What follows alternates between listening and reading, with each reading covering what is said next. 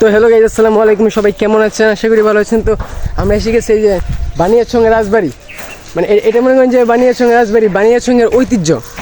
তো আমরা আসছি ইটনা থেকে, এই যে কালকে গেছিলাম সাগর দিঘি, তারপর এই যে আজমিরিতে গিয়েছিলাম। তো ওই যে চলেন।